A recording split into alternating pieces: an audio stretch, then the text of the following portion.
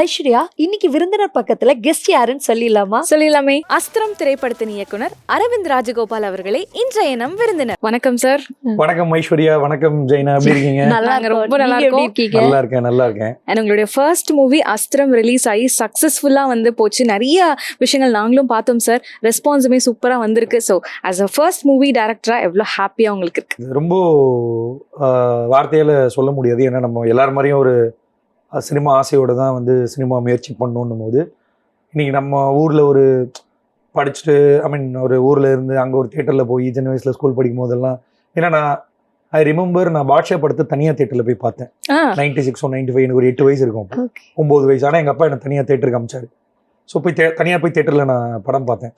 So ஒரு 10 வயசில் உருவான ஒரு ஆசைன்னு சொல்லலான்னும் போது இன்றைக்கி அதே ஊரில் நம்ம படம் ரிலீஸ் ஆச்சு, மக்கள் போய் பார்த்தாங்கன்னும் போது ரொம்ப பயங்கரமான ஒரு சந்தோஷம் அப்படின்னு சொல்லலாம். அங்கேயே ஆரம்பிச்சிருச்சு அந்த சினிமா. 10 வயசுல உருவான ஒரு ஆசை அப்படின்னு சொல்லலாம். ஏன்னா 5th படிக்கும் போது ஒரு ஸ்டேஜ் ட்ராமா நான் நடித்தேன். அதுக்கப்புறமே அந்த ஸ்கூல் படிக்கும் போது அந்த ஸ்டேஜ் ட்ராமாலாம் கொஞ்சம் நடிக்க வச்சாங்க. ஆனால் அந்த ஆசை 10 வயசுலேயே உருவாயிடுச்சு. சூப்பர். 10 வயசுல தனியாக தேட்டர் போயிருக்கேன்னா எந்த வீட்டில் அலோவ் பண்ணுவாங்க? நான் தனியாக 10 வயசுல போய் தேட்டரில் படத்தை பார்த்துருக்கேன் நான். சார், அஸ்திரம் படத்துக்கு மிக்சடான ரிவ்யூஸ் வந்துச்சு அப்படின்ற மாதிரி கேள்விப்பட்டோம். அது நீங்க எப்படி சார் எடுத்துக்கிட்டீங்க? ஒரு அனுபவமாக தான் நான் பார்க்குறேன். ஏன்னா நம்ம ஒரு ஐடியாவில் ஒரு படம் பண்ணுறோம், நமக்கு அது கரெக்டாக இருக்குது, நமக்கு முன்னாடி ஒரு வேலிடேஷன் பண்ணுறோம், அது எல்லாமே கரெக்டாக இருக்குது. But when it is reaching public அப்படின்னும் போது ஆப்வியஸாக பல ஆயிரம் பேர் படம் பார்க்குறாங்க. ஒவ்வொருத்தருக்கு டிஃப்ரென்ஸ் ஆஃப் ஒப்பீனியன் இருக்குது. ஸோ அதில் மெஜாரிட்டி எது ஒர்க் ஆகலைன்றது நமக்கு ஆக்சுவலாக அப்போ தான் தெரியும். அப்படின்னும் போது ஆனால் சில பிரச்சனைகள் எனக்கு முன்னாடியே தெரியும். இந்த படத்தில் இதெல்லாம் பிரச்சனையாக வரும்ன்றது எங்களுக்கு முன்னாடியே தெரியும். ஆனால் ஆஸ் அ நியூ கமராக ஒரு படம் பண்ணும்போது நமக்கு நிறைய சேலஞ்சஸ் இருக்கும். ஸோ அந்த சேலஞ்சஸ் எனக்கும் இருந்தது. ஸோ அது என்னோட முடிவு மட்டுமே கிடையாது. இப்போது எனக்கு படத்தை காப்பி பார்த்துட்டு இந்த இடங்கள்லாம் ப்ராப்ளமாக இருக்குது, தட் கேன் பி கரெக்டட், எடிட்லேயோ டப்லையோ ஏதோ ஒரு விஷயங்கள் ரீஷூட் கூட பண்ணி ஒரு நாள் ரீஷூட் பண்ணி கூட அது கரெக்ட் பண்ணலாம். நிறைய படங்கள் அப்படி தான் பண்ணிட்டு இருக்காங்க. அது எனக்கும் ஆப்பர்ச்சுனிட்டி இருந்தது. ஆனால் அது முடிவு என்னோட தனிப்பட்ட ஒரு ஆளால் எடுக்க முடியாது இல்லை. ஸோ ஆப்வியஸாக காசு போட்டவங்கலேருந்து எல்லாருமே அதுக்கு சப்போர்ட் பண்ணணும் போது ஸோ அந்த விஷயங்கள் என்னால் பண்ண முடியல. மேபி அதெல்லாம் கரெக்ட் பண்ணியிருந்தோம் அப்படின்னா எனக்கு இப்போ ஒரு அபோவ் ஆவரேஜ் அப்படின்ற ஒரு ரிசல்ட் வந்திருக்கு. அது டெஃபினட்டாக ஒரு குட் அப்படின்ற ஒரு ரிசல்ட் வரதுக்கான வாய்ப்புகள் இருந்திருக்கலாம். பட் ஆப்வியஸாக அதை நம்ம அக்செப்ட் பண்ணி தான் ஆகணும். அடுத்த தடவை இன்னுமே எவ்வளோ கேர்ஃபுல்லாக நம்ம ஒர்க் பண்ணணும், இன்னும் எவ்வளோ சீரியஸாக எடுத்து பண்ணணும், எவ்வளோ வேலிடேஷன் பண்ணணும் அப்படின்னு அது இந்த வகையாக நான் என்ன சொல்ல வரேன் அப்படின்னா, என்ன மாதிரி நியூ கமர் ட்ரை பண்ணுறாங்க அப்படின்னா நாளைக்கு படம் ரிலீஸு, இன்னைக்கு ஒரு நாள் முன்னாடி உங்கள் படத்தில் ஒரு சின்ன குறை ஒரு 10 செகண்ட் ட்ரிம் பண்ணுங்கன்னு சொன்னால் கூட யோசிக்காமல் பண்ணிடுங்கன்னு தான் சொல்லுவேன். ஸோ ஏன்னா எனக்கு அந்த ஆப்பர்ச்சுனிட்டி கிடச்சி என்னால் அது பண்ண முடியல. ஆனால் ஏன்னா முடிவு என் கையில் இல்லைன்றதுனால. ஆனால் அதை மட்டும் டேக் இட் ஃபார் இதாக எடுத்துக்காதீங்க. ஒருத்தர் ஜென்யூனாக சொல்கிறாங்க அப்படின்னா அதை கன்சிடர் பண்ணி ரிலீஸ் நாளைக்கு அப்படின்னா இன்னைக்கு கூட மாற்றிருங்க அது. ஏன்னா இன்னைக்கு அவ்வளோ விஷயங்கள் பண்ணலாம். அது எனக்கு அதே மாதிரி ஐ வில் நெவர் காம்ப்ரமைஸ் அப்படின்ற ஒரு மனநிலைக்கு வந்துட்டேன். என் ஷூட்டிங்கே நின்றாலும் பரவாயில்ல, எனக்கு நான் படம் எடுக்கலைனாலும் பரவாயில்ல, வீட்டில் இருந்திருக்கேன். ஏன்னா இந்த படத்தில் நான் காம்ப்ரமைஸ் பண்ணியிருக்கேன். ஸோ அது வேறு வழி இல்லை. பட டேரக்டராக அது நிறைய பேர் கோத்ரூ பண்ணுற ஒரு விஷயம்தான். ஆனால் அடுத்த படம் நான் அதை பண்ணவே மாட்டேன். காரணம் இல்லை, படம் எடுக்கிறதே நிறுத்திடுறேன். அதுதான் நான் வேணாம், சும்மா கூட வீட்டில் இருந்துக்கிறேன். எனக்கு தெரிஞ்ச ஐடி கம்பெனியில் நான் வேலைக்கு போய்க்கிறேன். இல்லைனா நான் ஒரு ஷார்ட் ஃபிலிம் கூட எடுத்துக்கிறேன். ஏன்னா எனக்கு அங்கே 100% சுதந்திரம் இருக்குது. ஆனால் நான் இனிமேல் அந்த காம்ப்ரமைஸ் பண்ண மாட்டேன்றதை ஆள் மனசில் எனக்கே நான் சொல்லிக்கிட்டேன். ஸோ எதனால் அந்த காம்ப்ரமைஸ் பண்ண மாட்டேன் அப்படின்ற அந்த ஒரு டிசிஷனில் ரொம்ப ஸ்ட்ராங்காக இருந்தீங்களா சார்? அதுக்கு என்ன காரணம்? தப்பு பிளேம் என்ன தானே பண்ணுறாங்க அப்படின்னும் போது ஒரு டைரக்டருக்கு பொறுப்பு ரொம்ப ஒரு அதிகமான விஷயம். நீ ஒரு ப்ரொடியூசர் காசு போட்டிருந்தாலுமே எண்ட் ஆஃப் தி டே படம் நல்லா இல்லைன்னா நம்ம யார் திட்டுறோம்? முதல் ஹீரோ கூட அடுத்து தான் திட்டுறோம், டைரக்டர் தான் முதல்ல திட்டுறோம். அப்படின்னும் போது ஒரு பயங்கர பவர்ஃபுல்லான ஒரு ஆள் டைரக்டர். எனக்கு இந்த படம் பண்ணதுக்கு அப்புறம் தான் கொஞ்சம் தெரிஞ்சதுன்னு வச்சுக்கோங்களேன். ஸோ நிறைய இடங்கள்ல நம்ம ரொம்ப ஸ்டபனாகவும் ஸ்ட்ராங்காகவும் போல்டாகவும் இருக்கணும் ஒரு டைரக்டரா. ஸோ அது முதல் படத்துல இருக்கணும்னு நினைச்சோம், ஆனால் இருக்க முடியாத ஒரு சுச்சுவேஷன். எல்லாருக்குமே ஒரு பயம் தானே, படம் எங்கே நின்றுமோ, படத்தை எங்கே நிப்பாட்டிடுவாங்களோ, ஸோ நமக்கு அடுத்த வாய்ப்பு கிடைக்குமா கிடைக்காதா அப்படின்ற ஒரு கேள்வி நமக்குள்ள வந்துடும். ஸோ இந்த படம் ரிலீஸ் ஆயிடுச்சுன்னா கூட ஓகே, சின்ன சின்ன தவறுகள் இருந்தால் மன்னிச்சு விட்ருவாங்க, அடுத்த படம் கிடச்சிரும் அப்படின்னு நம்ம ஒரு காம்ப்ரமைஸ் சொல்லிக்கிறோம் ஒரு பதிலை. அந்த மாதிரி நானும் எனக்கு சொல்லிக்கிட்டேன்.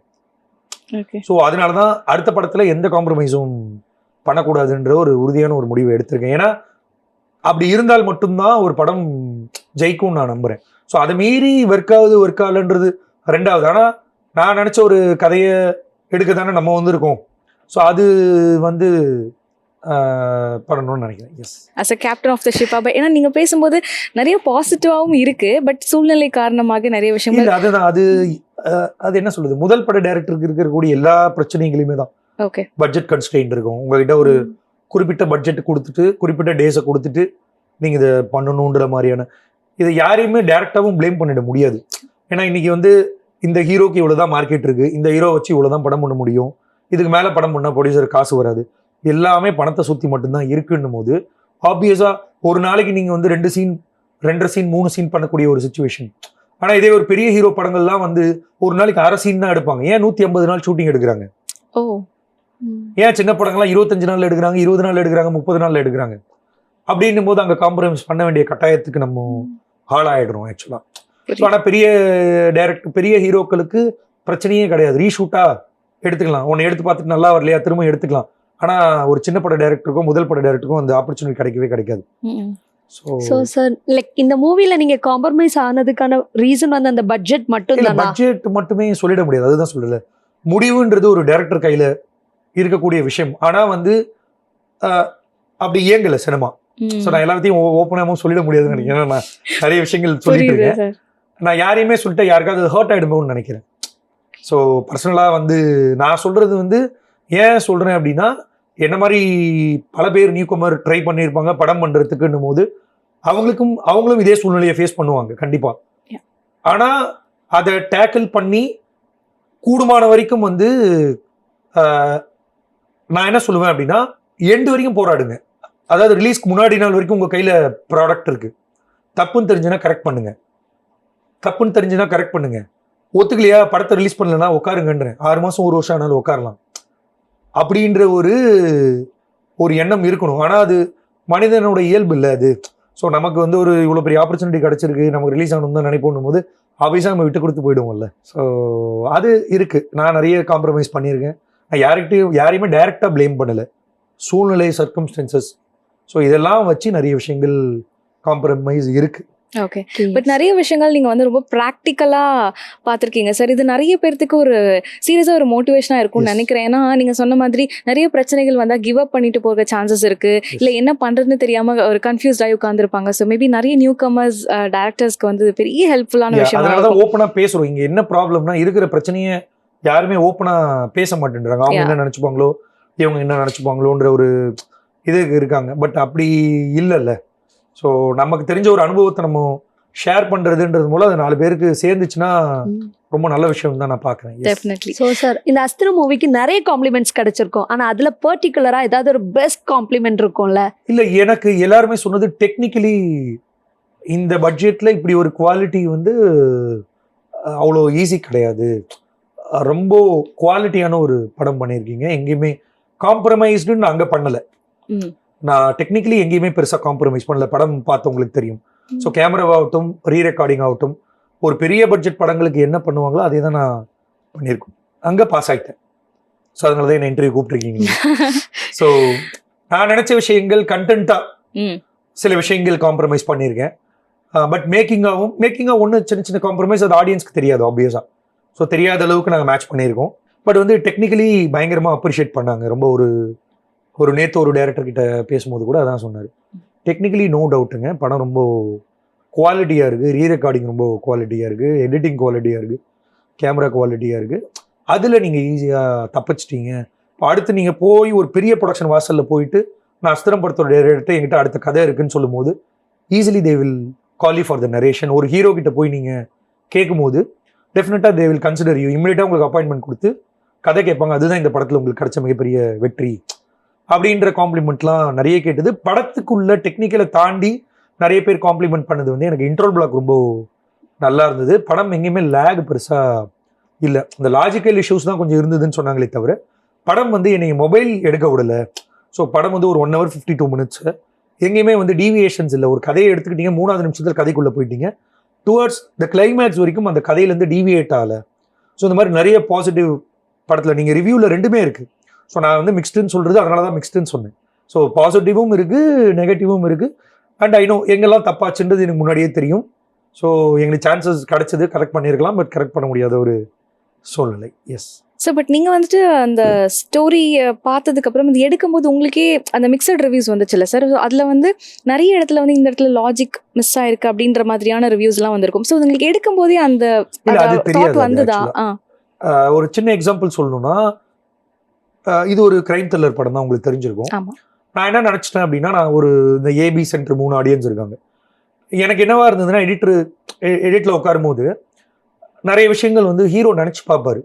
ஸோ இந்த கதையோட டெம்ப்ளேட் என்னன்னா, ஒரு வில்லன் வந்து ஹீரோ க்ளூவாக கொடுத்துக்கிட்டு இருப்பான். அது எண்டில் தெரியும் உங்களுக்கு. அவனை கண்டுபிடிக்கிறதுக்கு அவனே க்ளூ கொடுப்பான் அந்த கேஸுக்குன்னும் போது, அந்த ஹீரோ சில க்ளூஸ் எல்லாம் நினச்சி பார்க்கறத ஒரு இன்டர்கட்டில் வந்து நான் வந்து ஆடியன்ஸ்க்கு சொல்லிக்கிட்டே இருந்திருக்கேன். ஒரு 4-5 இடத்துல ரிப்பீட் பண்ணியிருக்கேன். நான் என்ன நினச்சிட்டேன் அப்படின்னா, ஒரு ஊர் சைடு ஒரு ஆடியன்ஸ் பார்க்குறான்னு போது படம் புரியலன்னு சொல்லிடக்கூடாதுன்றதுக்காக அந்த விஷயங்கள்லாம் நான் வந்து கொஞ்சம் ஸ்பூன் ஃபீட் பண்ண மாதிரி பண்ணியிருக்கேன். பட் அது எனக்கு ஒரு நெகட்டிவாக மாறிடுச்சு. ஸோ நான் பண்ண இன்டென்ஷன் வேற. ஆனால் இன்னைக்கு ஒரு சிட்டியில் படம் பார்த்துட்டு, ஏங்க இன்னைக்கு எல்லாருமே நெட்ஃப்ளிக்ஸில் படம் பார்க்குறாங்க, ஏன் இவ்வளோ தூரம் அந்த சொல்லணும் நீங்கள், அது அவங்களே புரிஞ்சுக்க போகிறாங்க. ஆனால் நான் பண்ணது இன்டென்ஷன் வந்து ஒரு பிசி சென்டரில் படம் பார்க்கும்போது அவங்களுக்கு இந்த கதை போய் சேரணுன்றதுக்காக நான் வந்து அதை பண்ணேன். அந்த ஓவர் இன்ஃபர்மேஷன் வந்து பிரச்சனையாக ஆயிடுச்சு. அது பிரச்சனை ஆயிடுச்சுன்றது எனக்கே தெரிஞ்சது எப்படின்னா, ரிவ்யூ பார்த்துட்டு தான் எனக்கே தெரியுது. ஓகே, இது நம்ம இந்த கொஞ்சம் கம்மி பண்ணியிருக்கலாம், மேபி இவ்வளோ அவனே போய் யோசிச்சிருக்கணும், ஆடியன்ஸை யோசிச்சிருக்கணும், நம்மே அதை ஞாபகப்படுத்தணும் ஒரு கட்டு போட்டு அப்படின்றது எனக்கு ஒரு இந்த படத்தில் கிடைச்ச ஒரு லெசன். ஸோ அதெல்லாம் என்னால் முன்னாடி நான் ஒரு ஐடியாவில் பண்ணேன், இது it did not work. So அடுத்த படம் பண்ணும்போது எல்லாம் கொஞ்சம் அவாய்ட் பண்ணிக்கணும் அப்படின்னு நமக்கு ஒரு அனுபவம். எஸ். எக்கச்சக்கமான லெசன்ஸ் இல்ல சார், ஏகப்பட்ட லேர்னிங்ஸ் இந்த படத்துல இருந்து டேக்அவேஸ் நிறைய இருக்கு. ஸோ இதெல்லாம் தாண்டி அடுத்த படத்துல வந்து ஒரு பக்காவா பெஸ்டா வந்துட்டு கண்டிப்பா கொடுத்துருவேன்ற நம்பிக்கை இருக்கு, வெறியோட இருக்கும். சார், அஸ்திரம் எப்படி உருவாச்சு, எங்க இருந்து அது உருவாச்சு? இல்லை, அதுதான் நான் அதுக்கு முன்னாடி என்னை பற்றி சொல்லணும்னா, கார்பரேட்டில் ஒர்க் பண்ணிட்டு இருந்தேன். பேரலாக ஷார்ட் ஃபிலிம் எல்லாரும் மாதிரியும் இருக்கிற ஒரே ஆப்ஷன் ஷார்ட் ஃபிலிம் பண்ணிட்டு எல்லாரையும் கூட்டு அப்படி தான் 2012-13 ஆரம்பிச்சு நானே நடிச்சு நாங்களே டைரக்ட் பண்ணி ஒரு டீமாக வடபழனி ஆர்கேவி ஃபிலிம்ஸ் இப்போ க்ளோஸ் பண்ணிட்டாங்க. ஏவிஎம் ஸ்டூடியோவில் ஒரு தேட்டர் இருந்தது, ப்ரிவியூ வாரம் எல்லா ஷார்ட் ஃபிலிம் ப்ரிவியூவும் போடுவாங்க. அங்கே போய் தான் பெரிய கான்டாக்ட் பில்ட் பண்ணோம். இன்க்ளூடிங் லோகேஷ் கனகராஜும் அந்த ஷார்ட் ஃபிலிம், அவரோட ஷார்ட் ஃபிலிம்லாம் அங்கே ப்ரிவியூ பண்ணாருன்னு அந்த ஷார்ட் ஃபிலிம்லாம் போயிருக்கேன் ஒரு டேரக்டர் வரதுக்கு முன்னாடியே. ஸோ அப்படி தான் என்னோட ஷார்ட் ஃபிலிம் ஜேர்னி ஆரம்பிச்சது. ஸோ ஒர்க்கிங்கில் இருந்ததுனால என்னால் சனி ஞாயிறு மட்டும் தான் அதை ஃபோக்கஸ்டாக பண்ண முடிஞ்சது. இல்லையே மற்ற நாள்லாம் ஆஃபீஸ் போகிற சுச்சுவேஷன். அப்படின்னும் போது அப்படியே என்னைக்கு பண்ண முடியுமோ பண்ணலாம் அப்படின்னு சொல்லி ஸ்லோவாக பண்ணிகிட்டே இருக்கும்போது தான் பேரலாக ட்ரை பண்ணிகிட்டு இருந்தோம். ப்ரொடியூசர் பார்க்குறது, ஹீரோ பார்க்குறது, கதையை வச்சுக்கிட்டு.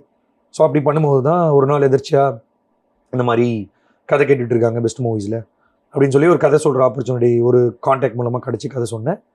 So that's how it started. அதுக்கப்புறம் யார் கரெக்டாக இருப்பாங்கன்னு பார்க்கும்போது சில ஹீரோக்கள்லாம் பார்த்தோம், சம்பளம் அதெல்லாம் செட் ஆகலை அவங்களுக்கு. Even though they like the movie, ஆனால் அவங்களால வந்து இந்த படம் பண்ண முடியல, சின்ன பட்ஜெட்டு, அவங்களோட சம்பளம் ரொம்ப பெருசாக இருந்தது. ஸோ அதனால் அவங்களால இந்த படம் பண்ண முடியல. அப்புறம் ஷாம் சார் கேட்கும்போது அவருமே கொஞ்சம் சம்பளம் தான் கேட்டார், பட் கதையை கேட்டுட்டு எனக்காக கொஞ்சம் குறைச்சிக்கிட்டு படம் நல்லா இருக்குது நம்ம பண்ணலாம் அப்படின்னு சொல்லி ஷாம் சார் உள்ளே வந்து அதுக்கப்புறம் படம் டக்குன்னு டேக் ஆஃப் ஆகி படம் அப்படி தான் ஸ்டார்ட் ஆச்சு. ஓகே, நிறைய ஷார்ட் ஃபிலிம்ஸ்லையும் நீங்கள் நடிச்சிருக்கீங்க, பட் இந்த படத்தில் காம்ப்ரமைஸ் பண்ணாமல் நடிக்கவும் செஞ்சுட்டீங்க. ஒரு at a time direction and acting, அது எப்படி இருந்தது? எவ்வளோ சேலஞ்சிங்? கஷ்டமான ஒரு விஷயம் தான் அது. இன்னைக்கு நமக்கு ஃபீல் ஆகுது நம்ம நடிச்சிடக்கூடாது, ஏன்னா ரொம்ப சேலஞ்சிங்கான ஒரு விஷயம் டைரக்ஷன்றது. எல்லாரும் ஈஸியாக சொல்லிடுவாங்க, பட் வந்து இன்னைக்கு ரொம்ப காம்ப்ளிகேட். ஏன்னா ஒரு கேப்டன் ஆஃப் த ஷிப் அப்படின்னும் போது ஹியூஜ் ரெஸ்பான்சிபிலிட்டி வந்து நம்ம ஷோல்டரில் இருக்குது. ஸோ ரொம்ப கேர்ஃபுல்லாக நம்ம வந்து ஹேண்டில் பண்ணக்கூடிய ஒரு, ஏன்னா இங்கே எல்லாருமே என்ன தப்பாக புரிஞ்சுக்கிறாங்கன்னா, கதை எழுதுறவங்க ஒரே ஆள், டேரக்டர் ஒரே ஆள்னு. ரெண்டுத்துக்கு சம்மந்தமே இல்லாத ஒரு ஆள். ரைட்டர் வேற ஒரு ஆள், டேரக்டருக்கும் ரைட்டருக்கும் சம்மந்தமே கிடையாது. ஸோ நம்ம ஊரில் தான் எழுதுறவங்க தான் டைரக்ட் பண்ணணும்னு நினச்சிக்கிறாங்க. என்னை பொறுத்த வரைக்கும் அதெல்லாம் கிடையாது. அது ஒரு கிராஃப்ட், இது ஒரு கிராஃப்ட். ஸோ எழுதுகிற எல்லாராலையும் டைரக்ட் பண்ண முடியாது, டைரக்ட் பண்ணுற எல்லாராலையும் எழுத முடியாது. ஆனால் நம்ம ஊரில் வந்து ரெண்டுமே பண்ணுறாங்க, அது ரொம்ப பெரிய விஷயம். பட் அதனால தான் அதை நிறைய பேர் சக்ஸஸ்ஃபுல்லாக பண்ண முடியல அப்படின்றத நான் சொல்கிறேன். ஸோ பெரிய பெரிய டேரக்டர்லாம் பார்த்தீங்கன்னா ரைட்டர்னு ஒரு பர்சன் வச்சுப்பாங்க. இப்போ ஈவன் சங்கர் சார்லாம் வந்து சுஜாதா சார் கூட இருந்தார் ரைட்டர்னு. ஸோ இன்னைக்கு எல்லாருமே அதனால தான் சங்கர் சார் வந்து சில ஃபெயிலியர் மூவி கொடுத்ததுக்கு அப்புறம் இவங்க சுஜாதா சார் கூட இல்லை அப்படின்ற மாதிரி ஒரு டைரக்ட் விமர்சனம் வைக்கிறாங்க. ஏன்னா ஒரு ரைட்டரோட பங்கு வந்து ஒரு படத்துக்கு ரொம்ப ரொம்ப ரொம்ப முக்கியம். நானே அதை வந்து ரொம்ப ஃபீல் பண்ணுறேன். இதே அஸ்திரத்தை நாங்கள் ஒரு 10 டிராஃப்ட் எழுதியிருப்போம். இன்னொரு 10 டிராஃப்ட் எழுதியிருக்கணுன்றது எனக்கு எப்போ தெரியுதுன்னா படம் ரிசல்ட்டுக்கு அப்புறம் தான் தெரியுது. Okay, got mixed review, above average, public பிடிச்சிருக்கு. அதெல்லாம் தாண்டி பப்ளிக்காக பார்க்கும்போது அவங்க இந்த படம் எந்த அளவுக்கு எங்கேஜ் பண்ணுதுன்னு நினைக்கிறாங்க. வீட்டுக்கு போய் யோசிச்சு பார்த்ததுக்கு அப்புறம் தான் லாஜிக் பிரச்சனை தெரியுது. ஆனால் படம் பார்க்கும்போது என்னை 2 மணி நேரம் நீ ஹோல்டு பண்ணிட்டு இருந்தா எனக்கு பாசிட்டிவான ரெஸ்பான்ஸ் தான் பப்ளிக் கிட்ட இருந்து வந்தது. எனக்கு அதுதான் மெயினாக பார்க்குறேன் நான். ஸோ இந்த ரிவ்யூவர்ஸ் கிட்ட இருந்தால் கொஞ்சம் அபவ் ஆவரேஜ் ரிசல்ட் வந்தது. டைரக்ஷன் வந்து ரொம்ப ரொம்ப முக்கியமான ஒரு விஷயம். ஆக்டிங் பண்ணுறது ரொம்ப சேலஞ்சஸான விஷயம். அதனால தான் ஒரு ஆசை, ஒரு அல்ப ஆசைன்னு சொல்லலாம். ஒரு முதல் படம் டைரக்ட் பண்ணுறோம் அப்படிங்கும் போது எங்கேயாவது ஒரு குட்டி ரோல் ஒரு நாள் நடிச்சிடணும் அப்படின்ற ஒரு எண்ணத்தில் தான் பண்ணுது.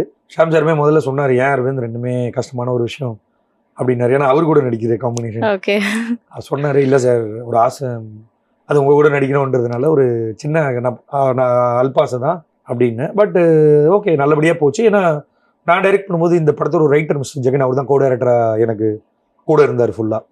ஸோ அவனை என்ன நல்லா பண்ணுவான்றது தெரிஞ்சு, இதே நீ டைரக்ட் பண்ணுறா அப்படின்னு சொல்லி அந்த 1 or 2 days அவன் வந்து டைரக்ட் பண்ணான். ஸோ அப்படின்னும் போது எனக்கு கொஞ்சம் ஓகே தான், ஒன்றும் பிரச்சனை இல்லை. ஓகே, ஸோ இப்போ படம் முடிஞ்சு ரிவ்யூஸும் சொல்லிட்டாங்க, நீங்களும் அதை ரியலைஸ் பண்ணிட்டீங்க, இந்த இடத்துல இப்படி இருந்திருக்கலாம் அப்படின்னு சொல்லிட்டு. இப்போ உங்களுக்கு ஒரு வியூ இருக்குல்ல சார், இது இப்படி இருந்திருக்கலாம் அப்படின்னு நீங்களே சொன்னீங்க. ஸோ ஓடிடியில் ரிலீஸ் பண்ணும்போது ஏதாவது ரீஎடிட் பண்ணி ரிலீஸ் இல்லை, தேவையில்லை. எல்லாருமே என்ன சொன்னாங்க, இந்த படம் ஓடிடியில் ஒர்க் ஆகும் அப்படின்றாங்க. ஓகே, ஸோ தேட்டருக்கெல்லாம் காசு கொடுத்து பார்க்குற போது தான் நிறைய படங்கள் எக்ஸாம்பிள் நம்ம இப்போ ரீசெண்டாக பார்க்குறோம். ஓடிடி தேட்டரில் பயங்கரமாக ஒர்க் ஆகுது. ஒரு எக்ஸாம்பிள் சொல்லணும்னா, நீக் படம் வந்து தேட்டருக்கெல்லாம் யாருமே பெரிய விமர்சனம் வைக்கல. பட் ஓடிடியில் வந்ததுக்கப்புறம் பயங்கரமான ஒரு விமர்சனம் வைக்கிறாங்க, ஈவன் குடும்பஸ்தன். அது என்ன காரணம்னு புரிஞ்சிக்கவே முடியல. ஸோ இந்த படம் எனக்கு தெரிஞ்சு ஓடிடியில், ஏன்னா ஒரு த்ரில்லர் படம் ஒரு நெட்ஃப்ளிக்ஸில் ஒரு less than 2 hours பார்க்குறவங்களுக்கு அந்த லாஜிக்கலாக பார்த்துட்டு ஓகே டீசெண்டாக ஒரு படம் உட்காந்து ஆரம்பித்தா முடிச்சிடணும் போது இந்த படம் ஓடிடி கண்டென்ட் தான் எனக்கு தெரிஞ்சு. ஸோ ஓடிடியில் ஆனாலும் 1-2 கரெக்ஷன் பண்ணுற ஆப்பர்ச்சுனிட்டி கிடைச்சதுன்னா டெஃபினட்டாக I'll do it. பெரிய கரெக்ஷன் இல்லை, ஒரு 2 நிமிஷம் தான். ஆனால் ஹியூஜ் இம்பாக்ட் ஏற்படுத்துது ரிசல்ட்டில். நம்ம நினச்சிக்கிறோம் மேட்டர் ஆஃப் 2 ஒரு செகண்ட், ஒரு ஃப்ரேம் கூட ஒரு ஹியூஜ் இம்பாக்டை ஒரு படத்தில் ஏற்படுத்துன்றது நான் இந்த படத்து மூலமாக தெரிஞ்சுக்கிட்டேன்.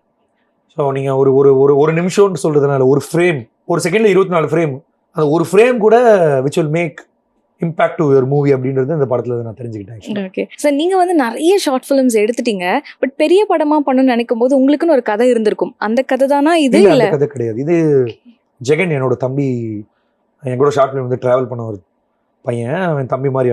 அவன் தான் இந்த கதை எழுதுறதுக்கு நான் தான் அவனை மோட்டிவேட் பண்ணிக்கிறத வச்சேன் லாக்டவுன் டைமில். இப்போ என்கிட்ட இருக்கிற கண்டென்ட்லாம் இப்போ நான் பண்ண முடியுமான்னு பெரிய இல்லை, பெரிய பட்ஜெட்டுன்றதை விட எனக்கு ரொம்ப யதார்த்தமான ஒரு படம் பண்ணணும்னு ரொம்ப ரொம்ப ரொம்ப ஆசை. ஸோ லைஃப்ல இருந்து கண்டென்ட் எடுக்கணும் அப்படின்றது ஆசை. ஒரு எக்ஸாம்பிளுக்கு சொல்லணும் அப்படின்னா வந்து, இன்னைக்கு ஆஃப்டர் மேரேஜ் வந்து ஒரு ஹஸ்பண்ட் அண்ட் ஒய்ஃப்குள்ளே வந்து நிறைய சேலஞ்சஸ் இருக்குது. அது வந்து வெளியிலேருந்து பார்க்கும்போது தெரியறதில்லை. ஏன் அப்படின்னா வந்து ஒரு ரொம்ப வருஷத்துக்கு முன்னாடி வந்து பெண்கள் நிறைய காம்ப்ரமைஸ் பண்ணிட்டாங்க லைஃப்பை வந்து எல்லாமே வந்து சமுதாயத்துக்காகவும் குடும்பத்துக்காகவும் ஆண்களுக்காகவும் நிறைய தியாகம் பண்ணிட்டாங்க.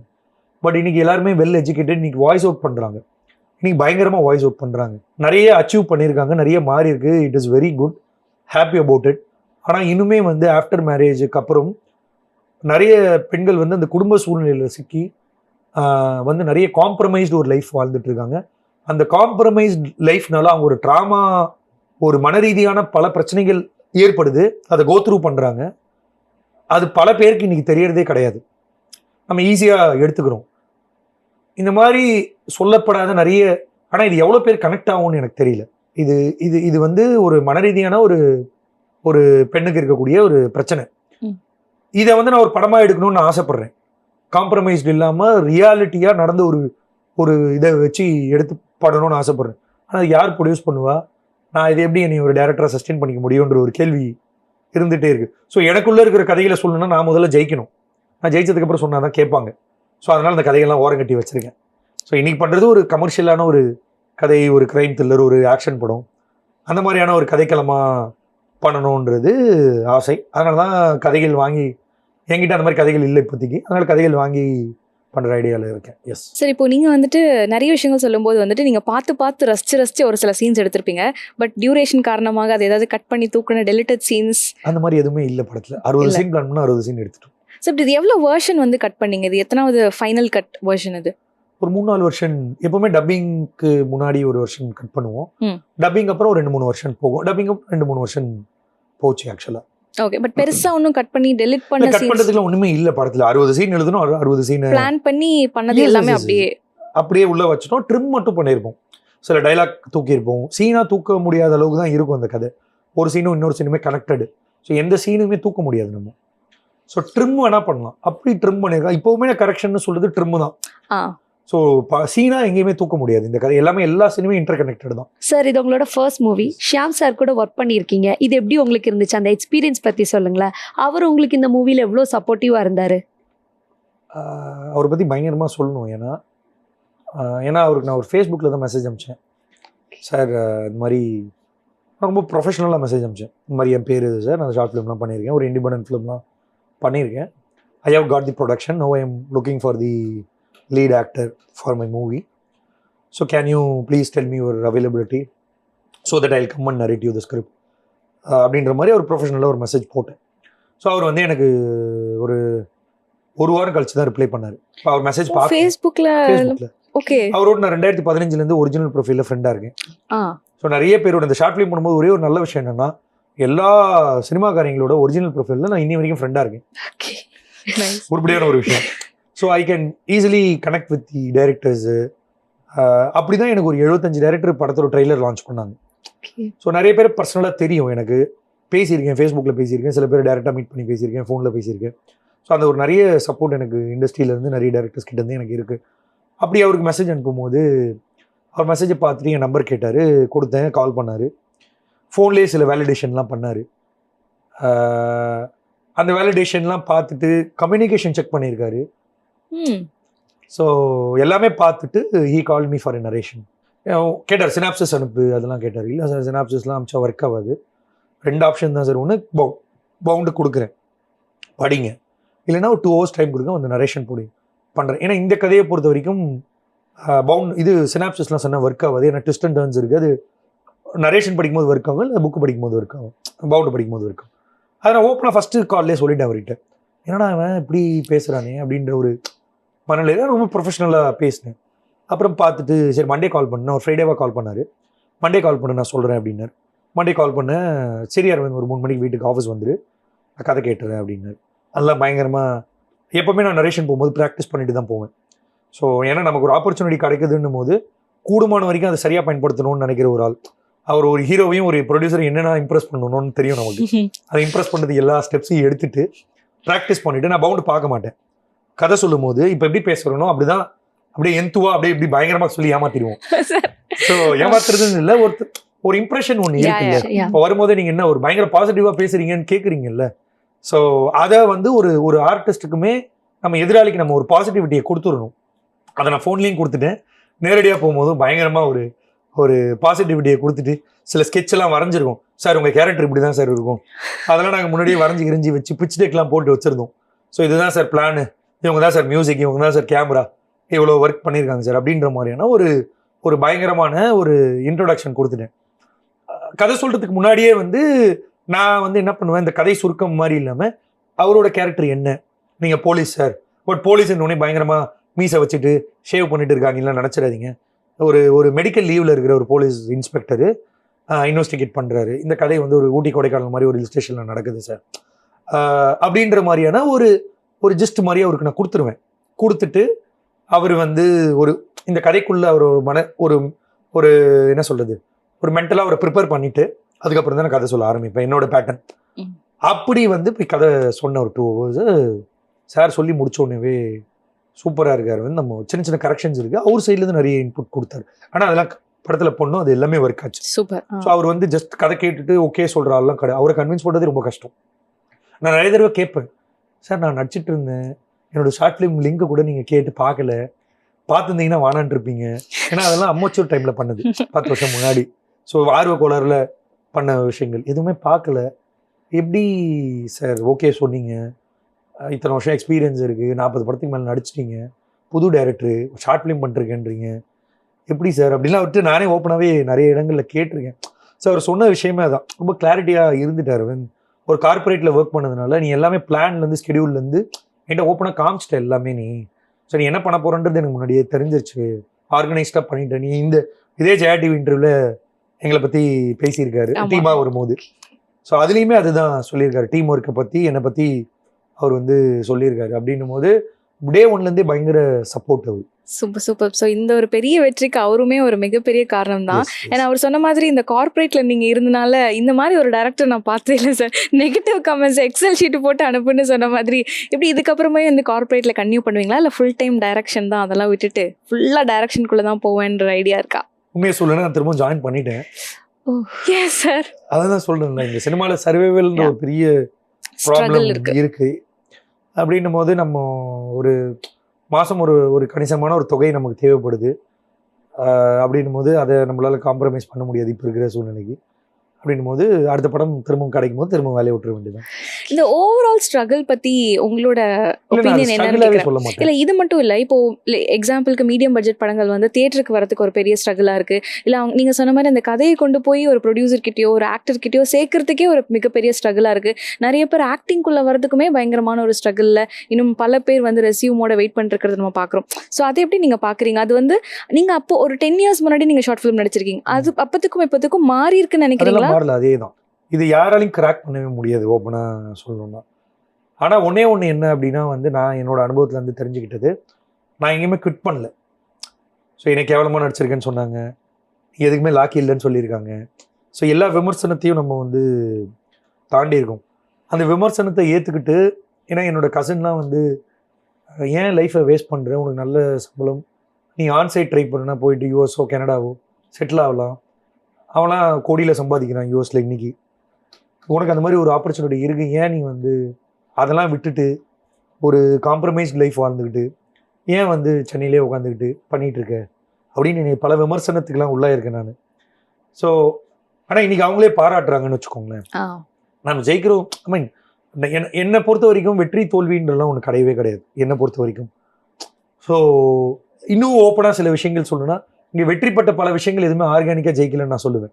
அது என்கிட்ட ஸ்டாட்டிஸ்டிக்ஸ் கூட இருக்குது. அப்படின்னும் போது அந்த வெற்றி தோல்வியாகவே நான் பார்க்கல நான். ஸோ நான் ஒரு விஷயம் ஆசைப்பட்டேன், வெறும் நம்பர்ஸ் தானே, ஒரு படம் 50 கோடி கலெக்ட் பண்ணிட்டா அது வெற்றியா அப்படின்னு ஒன்று இல்லைல்ல.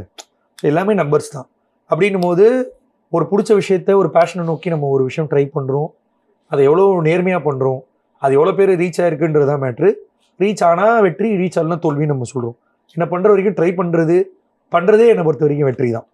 ஒரு விஷயத்த நம்ம பண்ணணும்னு நினச்சி அதுக்கான வேலைகள் பார்த்து அதை அச்சீவ் பண்ணியிருக்கோமா அப்படின்றதே என்னை பொறுத்த வரைக்கும் ஒரு வெற்றி தான் அப்படின்னு நான் சொல்லுவேன் ஆக்சுவலாக. Super super. ஸோ ரொம்ப ரொம்ப ரொம்ப நன்றி சார். இவ்வளோ நேரம் நீங்கள் மட்டும் பாசிட்டிவாக இல்லாமல் எங்கள் எல்லாத்துக்குமே அப்படியே ஒரு வாரத்துக்கு ஒரு பாசிட்டிவிட்டி தெளிச்சுட்டு போயிட்டீங்க. ஸோ நிறைய பேர்த்துக்கு இதுலேருந்து நிறைய டேக்அவேஸ் இருக்கும் அப்படின்னு நான் நிச்சயமாக நினைக்கிறேன். முக்கியமாக நீங்கள் சொன்ன மாதிரி எல்லா டெக்னீஷியன்ஸையுமே ரொம்ப ரொம்ப வாழ்த்துக்கள் சொல்லிடுங்க, நாங்கள் ஜெயா டிவி சார்பாக சொன்னோம்னு சொல்லிட்டு. ஸோ அஸ்திரம் படம் என்னதான் மிக்சட் ரிவ்யூஸ் வந்தாலும் ஒரு மிகப்பெரிய சக்ஸஸ்ஃபுல் படமாக தான் அமைஞ்சிருக்கு இந்த தருணத்தில். கலெக்ஷன் வைஸ்மே ஒரு லோகு டீசன்ட் கலெக்ஷன் தான் ஆயிருக்கு. ஸோ சக்ஸஸ்ஃபுல் மூவி தான். படம் ஓடிடியில் நல்ல ரிசப்ஷன் கிடைக்கும் நம்புகிறோம். ஸோ ஓடிடியில் வரும்போது படம் பாருங்க, பார்க்காதவங்க கண்டிப்பாக படத்தை பார்த்துட்டு உங்களோட ஃபீட்பேக் சொல்லுங்க. நிச்சயமா. அண்ட் இதுக்கப்புறம் வர அடுத்தடுத்த படங்களும் ப்ராஜெக்ட்ஸ் எல்லாமே மிகப்பெரிய ஒரு சக்ஸஸாக அமையணும் உங்களுக்கு அப்படின்னு ஜெயா டிவி சார்பாக வாழ்த்துக்கள். ரொம்ப ரொம்ப நன்றி sir. Thank you. Thank you so much.